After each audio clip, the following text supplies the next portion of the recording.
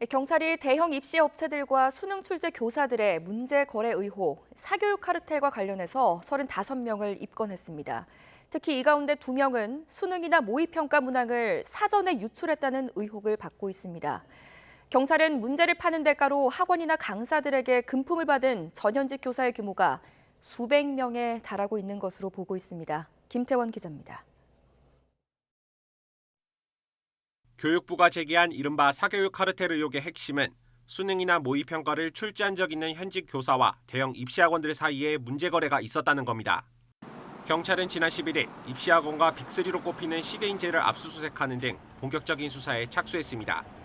고발과 수사 의뢰, 자체 첩보 등을 통해 지금까지 6건을 파악해 모두 35명을 입건했는데 구체적으로는 전현직 교원 25명과 학원 강사 3명, 학원 관계자 7명이 수사 대상에 올랐습니다. 특히 수능과 모의평가 문제를 사전에 빼내서 대형 입시학원이나 유명 강사에 판매한 의혹과 관련해 2명이 입건됐습니다.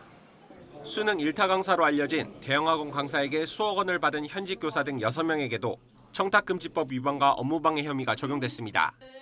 해당 교사는 수능 출제위원으로 뽑힌 뒤 출제본부를 퇴소하고 나서까지 강사와 수십 차례 연락한 것으로 파악돼 경찰은 금품의 대가성을 입증하는 데 주력하고 있습니다.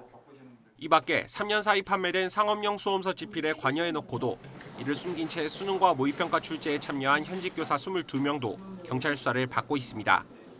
경찰은 지난 8월 국세청 압수수색에서 확보한 자료를 토대로 문제를 만들어 팔고 금품을 받은 전현직 교사가 모두 700여 명에 이르는 것으로 보고 있습니다.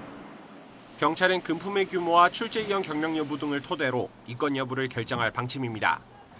경찰은 또 사교육 부조리와 관련해서도 수능 출제 유형 경력을 허위로 내세워 문제집을 판 교육 콘텐츠 업체 대표 등 64명을 검찰에 넘겼습니다. 경찰 수사로 사교육 카르텔의 윤곽이 점점 드러나는 가운데 한 달도 채 남지 않은 수능을 둘러싼 수험생들의 불신과 우려도 불식되지 않을 것으로 보입니다. YTN 김태원입니다.